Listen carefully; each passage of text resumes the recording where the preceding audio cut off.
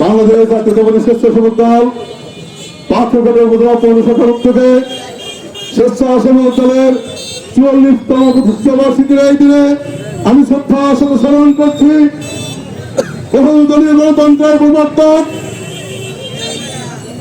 বাংলা রাখার নেতা শহীদ প্রেসিডেন্ট জিয়াউর রহমানকে, যার হাতে করা এই স্বেচ্ছাসেবক দল আমি শ্রদ্ধার সাথে স্মরণ করছি।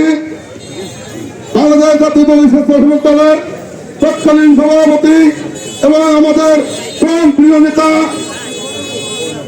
শফিউল বাবু ভাইকে।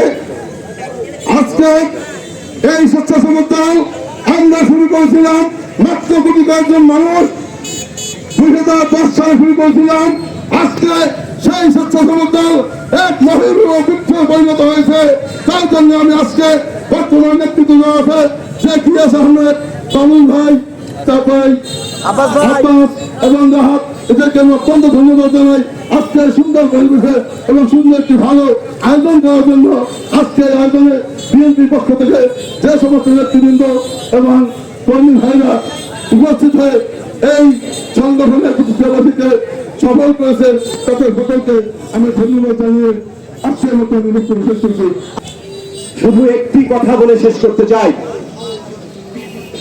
যেই জায়গাটিতে আমাদের দাঁড়ানো নিষিদ্ধ ছিল এই চত্বরে দাঁড়িয়ে বিএনপির কোন নেতা কর্মী 2 মিনিট বাদাম খাওয়ার সময় পেত না।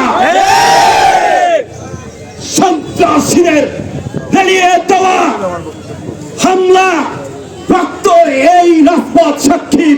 এখান থেকে 20 গজ দূরে বাংলাদেশ জাতীয়তাবাদী দল বিএনপির পৌর শাখার সাধারণ সম্পাদক বারবার রক্ত রঞ্জিত হয়েছিলেন।